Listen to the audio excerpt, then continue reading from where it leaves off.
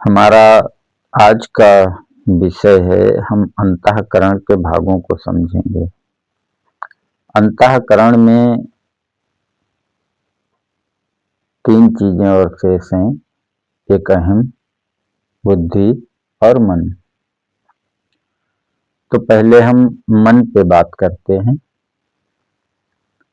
मन को कुछ लोग शैतान कहते हैं, कुछ शैतान का घर कहते हैं, कुछ इसे हमें उलझाने वाला समझते हैं, हमें फंसाने वाला समझते हैं। जैसे कि मन हमारा शत्रु हो और हमारे ही शरीर में निवास करता है। तो कहने वालों ने इसे जिस अर्थ में कहा, जो लोग ज्ञानी थे, जो समझने वाले थे, जिन्होंने जाना, उन्होंने इसे जिस अर्थ में कहा, उन्होंने सत्य ही कहा। परंतु आपने इसे जिस अर्थ में समझा, उस अर्थ में ये पूर्णतया झूठ है, असत्य है, गलत है। आपने इसे इस तरह से समझा है जैसे इस शरीर में 2 सत्ताएं हैं, एक आप है और दूसरी सत्ता है मन की। मन कोई पृथक सत्ता है जो हमेशा आपके विरोध में रहता है और आपको दुख देना चाहता है। आपको दुख देकर वो सुखी होता है, आप ऐसा समझते हैं। जबकि ये अवधारणा पूर्णतः गलत है।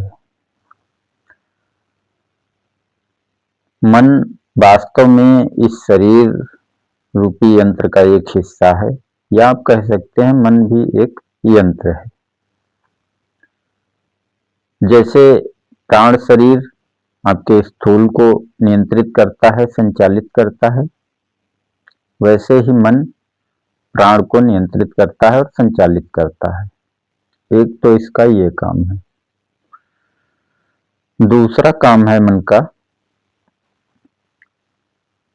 आपकी ज्ञानेंद्रियों के द्वारा आंख, नाक, कान, मुंह, त्वचा, इन ज्ञानेंद्रियों के द्वारा जो भी संवेदनाएं आप ग्रहण करते हैं, वो आपके प्राण के माध्यम से मस्तिष्क में पहुंचती है। पहले मैं मस्तिष्क को क्लियर कर दूं। असल में मेडिकल की भाषा में जिसे मस्तिष्क कहा जाता है, आप जिसे मस्तिष्क या दिमाग समझते हैं, उसी के सूक्ष्म भाग हैं ये मन, बुद्धि और अहम। जैसे स्थूल शरीर का सूक्ष्म भाग है प्राण, जो स्थूल को संचालित करता है, वैसे ही अहम, बुद्धि और मन ये हमारे मस्तिष्क के सूक्ष्म भाग हैं। मस्तिष्क का जो भाग, जो कोशिकाएं डॉक्टर लोग देखते हैं, जिनका अध्ययन करते हैं, वैज्ञानिक या डॉक्टर जो बताते हैं कि चेतना मस्तिष्क में निर्मित होती है, तो ये अवधारणा गलत है। चेतना की अभिव्यक्ति का माध्यम है मस्तिष्क, यानी कि मस्तिष्क, स्थूल मस्तिष्क। परंतु चेतना वहां पे निर्मित नहीं होती है। वो स्थूल मस्तिष्क है और सूक्ष्म मस्तिष्क जो है ये मन, बुद्धि और अहम को मिला के बनता है। तो मन का एक काम तो है आपके प्राण को नियंत्रित करना, दूसरा काम है आपकी 5 ज्ञानेंद्रियों के द्वारा जो भी संवेदनाएं मिलती हैं, जो प्राण के माध्यम से संवेदनाएं मस्तिष्क अर्थात मन तक पहुंचती हैं, मन उन संवेदनाओं के आधार पे आकाश तत्व में, मस्तिष्क में ही आकाश तत्व है, वो मन का ही हिस्सा आप कह सकते हैं, तो उसमें कल्पित छवियां निर्मित करता है। अर्थात दूसरा मन का काम है कल्पना करना। तो ये कल्पना वो कई आधार पे करता है। पहले इसका तीसरा काम भी समझ लीजिए। तीसरा काम है मन का, जो भी आप संवेदनाएं ग्रहण करते हैं, जो भी छवियां निर्मित होती हैं, उन छवियों को संचित करना। वो भी सिर्फ छवियां ही निर्मित नहीं होती, उन छवियों के साथ लंबाई, ऊंचाई, दूरी, मोटाई, रंग, बनावट यानी कि आकार और भाव उनके साथ। जैसे स्पर्श है तो स्पर्श कैसा है, प्रेमपूर्ण है, क्रोधपूर्ण है, कैसा है, वो भाव भी उसके साथ। या कोई सामने खड़ा है, आप देख रहे हैं, तो उसके हाव भाव क्या हैं, आपके प्रति उसके भाव क्या हैं, उसके कुल भाव क्या हैं, जो कुछ भी है टोटल उस इमेज में सभी कुछ सम्मिलित होता है जो मन कल्पित करता है। आपके इन संवेदनाओं के प्रति क्या भाव हैं, आप उन्हें कैसे देखते हैं, अच्छा है, प्रिय है, अप्रिय है, हमारे लिए हितकर है, अहितकर है, हमें इसके साथ प्रेम करना चाहिए, घृणा करनी चाहिए, क्रोध करना चाहिए। ये जो भी निर्णय आप करते हैं वो सारे निर्णय भी इन छवियों के साथ सम्मिलित होते हैं। और जब मन इन छवियों को संकलित करता है, संचित करता है, तो उसके साथ ये निर्णय भी संचित होते हैं। तो एक तो मन की कल्पना का आधार है आपकी पांचों ज्ञानेंद्रियों द्वारा प्राप्त संवेदनाएं, और दूसरा ये मन कल्पना करता है आपके जो संचित कर्म हैं, जो प्रारब्ध हैं, आपके जो संस्कार हैं, उनके आधार पे भी कल्पनाएं करता है। इसकी कल्पना का तीसरा आधार होता है अन्य व्यक्ति के विचार।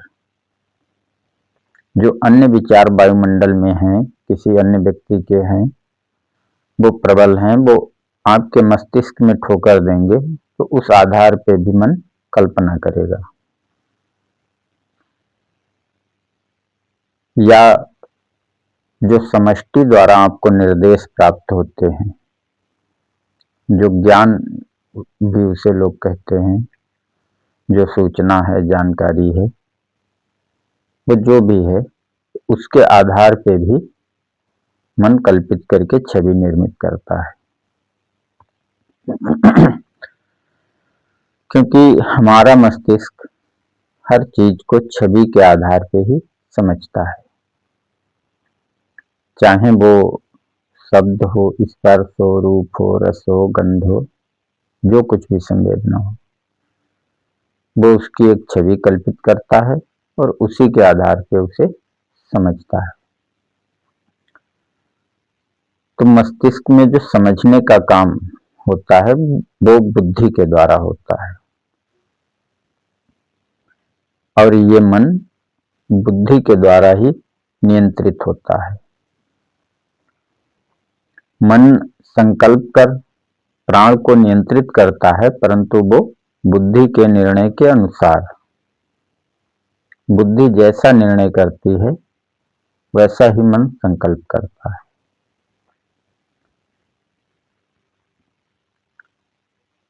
तो हम क्या करते हैं, अब पहले यहाँ पे हम थोड़ा सुख और दुख को समझ लेते हैं।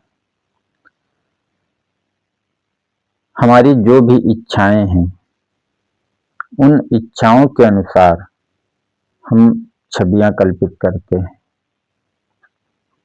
हम कल्पना करते हैं कि ऐसा हो, ऐसा हो। जैसे मान लीजिए कि आपका पुत्र है, तो आप कल्पना करेंगे कि आपका पुत्र आज्ञाकारी हो, आपकी बात माने, या वो ऐसा काम करे, या धन अर्जित करे, या जैसी भी आपकी प्रवृत्ति होगी आप उसी आधार पर कल्पना करेंगे।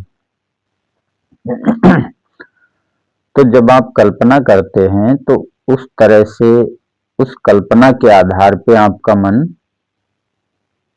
छवि कल्पित करता है। फिर जब आप अपनी ज्ञानेंद्रियों द्वारा जो बाह्य जगत का ज्ञान अर्जित करते हैं, जो संवेदनाएं ग्रहण करते हैं। जैसे आप अपने पुत्र से बहुत प्रेम करते हैं, आपने कल्पना कर रखी है, आपकी इच्छा है कि आपका पुत्र सुखी रहे और लंबी आयु तक स्वस्थ जिए। तो ऐसी छवि आपने कल्पित कर रखी है। अब यदि वो पुत्र दुखी होता है तो बाह्य जगत का दृश्य, यानी कि उसके शरीर को आप उसको दुखी देखेंगे, अपने पुत्र को, तो आपकी आंखें उस दृश्य को संवेदना के रूप में मस्तिष्क को देंगी, आपके कान उसके रोने की आवाज को संवेदना के रूप में मस्तिष्क को देंगे। इन संवेदनाओं के आधार पर मस्तिष्क, जब आपका मन जब छवि कल्पित करेगा, तो पहले से आपकी कल्पना के द्वारा जो छवि निर्मित है, उन दोनों का मिलान करेगी बुद्धि, और बुद्धि ये निर्णय करेगी कि वो नहीं हुआ जो मैं चाहता था, यानी कि ये उसके विपरीत है। तो ऐसी स्थिति में आपको दुख होगा। और जब आपने जो छवि कल्पित कर रखी है, जैसे आपने इच्छा की, आपको पुत्र नहीं है, आपने इच्छा की एक पुत्र हो हमारा, तो मन ने ऐसी छवि कल्पित की कि हमारा एक पुत्र हो, उस पुत्र की भी एक कल्पित इमेज बनाई। अब आपके घर में पुत्र का जन्म हुआ, तो जैसे ही जब पुत्र का जन्म हुआ तो आपकी आंखों ने उस दृश्य को कैप्चर किया और संवेदना मस्तिष्क तक पहुंची, आपके हाथों ने उसे छुआ, स्पर्श का अनुभव मस्तिष्क तक पहुंचा, उसके रोने की आवाज, बच्चा शुरू शुरू में रोता ही है, वो भी मस्तिष्क तक पहुंची, उसकी संवेदना कानों के द्वारा। तो इस तरह से ये संवेदनाएं मस्तिष्क तक पहुंची। मस्तिष्क यानी कि मन ने एक छवि कल्पित की आकाश तत्व में, और आपने जो पूर्व में छवि कल्पित की थी, उस छवि से बुद्धि ने मिलान किया और निर्णय दिया कि इच्छा पूर्ण हुई और आपने सुख की अनुभूति की। तो आपके सुख और दुख इस बात पर निर्भर करते हैं कि आपने कैसी छवि कल्पित की है, अपनी इच्छाओं के द्वारा कैसी छवि कल्पित की है, और उस छवि से बाह्य जगत से जो संवेदनाएं प्राप्त होती हैं, उनसे जो छवि निर्मित होती है, उस छवि और उस छवि का मिलान हो रहा है या नहीं। यदि दोनों छवियों का मिलान हो रहा है तो आप सुखी होंगे, आपको सुख की अनुभूति होगी। मिलान नहीं हो रहा है तो आपको दुख की अनुभूति होगी। कभी कभी आपने जो छवि कल्पित की है बाह्य जगत के दृश्यों, बाह्य जगत की अनुभूतियों के द्वारा, बुद्धि ऐसा अनुमान करती है कि ऐसी परिस्थितियों में उस इच्छा का पूर्ण हो पाना संभव नहीं है। ऐसी परिस्थिति में आप चिंता का अनुभव करेंगे।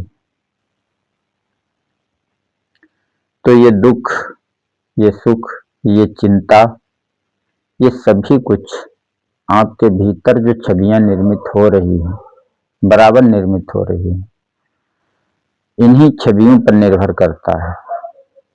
अब बाह्य जगत में क्या होता है ये उतना महत्वपूर्ण नहीं है जितना आपका ये अंतर जगत। बाह्य जगत का दृश्य कुछ भी हो, परंतु यदि आपने कोई छवि कल्पित कर रखी है तो आप उस कल्पित छवि से सुखी भी हो सकते हैं और दुखी भी हो सकते हैं।